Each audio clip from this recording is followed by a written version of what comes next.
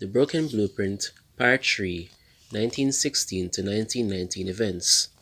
The 1916 Warning. In 1916, a prophetic warning came to Megan through a friend's accidental meeting with an AMA representative. On my way home, I happened to run across one of the most prominent and influential members on the AMA's Council on Medical Education. He incidentally mentioned to me that the status of Loma Linda was up before the committee at this time. Remarks which he made more than justified me in reiterating what I said to you in my former letter, that the future of Loma Linda Medical School is absolutely hopeless. The medical profession will not tolerate such a thing as a medical college under sectarian control. A medical school, to meet the ideas of the medical profession, must be purely scientific, standing apart from the theological or sectarian control of interests. I am as certain as I am alive that Loma Linda Sanitarium will never get any higher recognition than it gets now. I am writing to you these facts because I feel if you were convinced that I am right, you would hesitate to ask poor men and women who have barely sufficient to supply themselves with the necessities of life and seldom are able to indulge in the smallest luxuries to invest their hard earnings in an enterprise that has no future. Statement reprinted in Sun Telegram, September 26, 1977.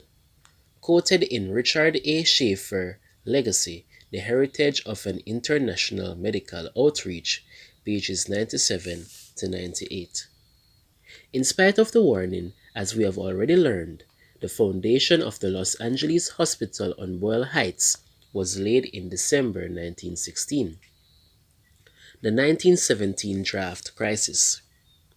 In August 1917, the U.S. government issued an order exempting certain medical students from the draft into World War I.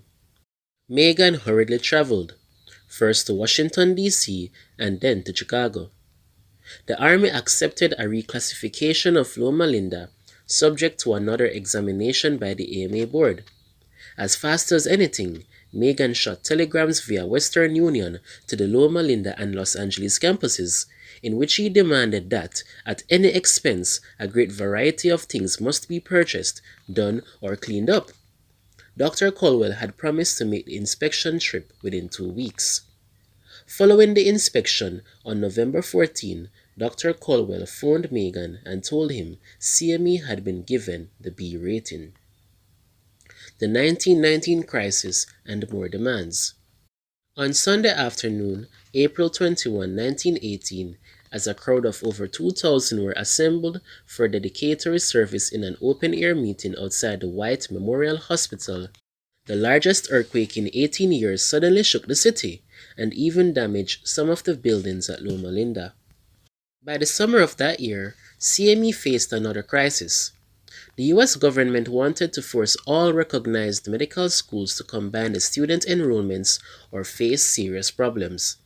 The students would have to carry knives and guns at the battlefront, and, because of certain technical problems, CME might be closed forever. A telegram sent by J.W. Christian, CME board president, and Dr. Megan to Dr. Newton Evans in Washington sums up the problem. Believe it vital to future welfare of denominational medical work if you all find some way to avoid closing school and turning students to the world. Telegram, J.W. Christian and Dr. Megan to Dr. Newton Evans, November 2, 1918. We are told that the collapse would have ended the denominational medical education program for all time. Neff, Forgotten CME, page 208. Yet, unaccredited medical missionary training programs, such as was being conducted by Madison, were not affected in the slightest by the crisis. Fortunately, the armistice was signed only 9 days later, on November 11, eliminating the crisis. Percy Megan was able to return to his fundraising trips. That same year, the godly editor of the Review wrote these words: "If it is necessary for our denominational schools to maintain worldly standards, If their course of study must be arranged in order to meet the requirements of some university, why should we not send our sons and daughters to the schools of the world for their education? F. M. Wilcox, Review, April 17, 1919. After the influenza epidemic of 1918, Megan set to work raising another $16,500 to complete some more demanded accreditation projects. A large scoreboard was set up on the Loma campus to indicate how the money was coming in.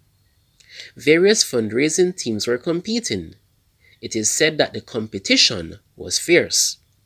The names of our different teams are arranged on one side, and the daily score for every day through the month of May will be recorded thereon. The whole Loma is aflame to go over the top in this matter. Megan to Newton Evans, April 23, 1919. When the campaign ended, Megan proclaimed a jubilee. But the achievement of that competitive goal did not end the money-raising projects. Ever higher they had to go. Full accreditation was the objective. Little did they know in 1919 that, after they achieved their final accreditation goal, that within a little more than a decade, the realization of that objective would start the downward course of the entire denomination. The problem? One accreditation requirement achieved leads to new and unexpected ones. Their one grand accreditation requirement, once achieved, would lead to another nightmarish, gargantuan one, which would involve the entire denomination. Do you remember what she said? Elder Burden, what are they trying to do to get you out of this institution? The Lord sent you here, and your work for this institution is not finished. Sister White suddenly stopped, but added, These men will yet have to learn their lesson. Owen S. Parrott, M.D., Memoirs, March 1977.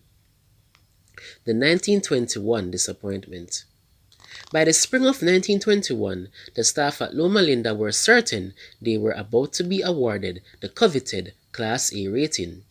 But, following an inspection of both campuses of CME by Dr. W. E. Musgrave and C. J. Sullivan, they issued the Musgrave Report, which announced that serious deficiencies still existed. Everyone was bitterly disappointed. With their usual picky attitude, the AMA had managed once again to demand that more money be spent. A principal complaint was that the headquarters of the divided campuses should be located in Los Angeles. Loma Linda should only be the country outpost. Other new requirements included the library had to be enlarged substantially, the business office had to be totally revamped, many more teachers had to be hired on both campuses, a fully salaried executive committee must be set up to carry out the decisions of the board, all controls must be centralized in the dean or the president, the yearly operating budget of the entire institution on both campuses had to be increased by a full 25%. Amid the ensuing campus storm, Megan tried to be the unfailing peacemaker, urging everyone to push onward toward even more success till they achieved the elusive man-made goal. For several months, the CME administration refused to face the facts, but Megan reminded them that if they refused to let AMA lead them around like a dog on the leash, although he did not use that phrase, the AMA's council would eventually shove them back down to a C status and eventually close them down entirely. The AMA had the whip in its hand, and the dog had better do what it was told. 1922 arrives. When Dr. Caldwell visited the school early in 1922, he agreed with the Musgrave findings. More scrambling around followed in order to make the AMA happy. On November 3, 1922, Dr. Caldwell arrived for another inspection and examined every nook and corner. After that, he was taken to a luncheon in his honor at the athletic club in Los Angeles. Over a dozen important area physicians were present, many of them non-Adventist. Then Dr. Caldwell arose and spoke. Megan recalls his words. When the Seventh-day Adventists first started, how that from the beginning, a number of us felt that they were doomed for defeat. I told them over and over not to make a start. Today, I walk over that same block covered with beautiful buildings and veritable hive of medical activities. I have not completed my inspection yet, but I am almost certain as to the kind of report I will make, and I am sure you will all be satisfied with it. Megan to May Covington, December 12, 1922. The A rating, coveted more than most anything written in the testimonies, was approved in Chicago on November 14. News of it reached Megan 2 days later. It included hints that still more money would have to be spent to maintain the rating. Well, of course, didn't they expect that by this time? Today, as I write this, they are still doing it. It is a never-ending task. The council voted this high rating, fully confident that the places which are still comparatively weak will be strengthened, and that the institution will continue to improve. Nathan P. Colwell to P.T. Megan, November 16, 1922. What had we achieved? Serious trouble which would soon begin to damage the entire denomination. The little medical missionary training school, at a great expense, had been transformed into a first-class medical training center rivaling anything in Southern California, with one hospital located in Loma Linda and a second one, the White Memorial Hospital at Boyle Heights in Los Angeles. Only instruction and remedies approved by the AMA were used. In accordance with AMA specifications, nothing else was permitted. Although, for a number of decades, hydrotherapy was taught in the physiotherapy department for non-medical specialists, eventually, it too was dropped. In accordance with the blueprint, under Elder Brennan's leadership, Loma Linda had been two institutions, the sanitarium and the medical missionary school, both working closely together as equal partners. The staff and students from both worked together in field evangelism. Graduating students left to become missionaries. Staff members had also learned how to be missionaries. It had been the plan that this simple, inexpensive, and highly effective program would be copied all over the world as we started new medical missionary institutions. But all that was what might have been. Instead, Loma Linda became an enormous white elephant, continually requiring infusions of money from the denomination. This situation continues down to the present time. A percentage of the world's budget of the church, from offerings received Sabbath after Sabbath, goes to keep Loma Linda financially solvent.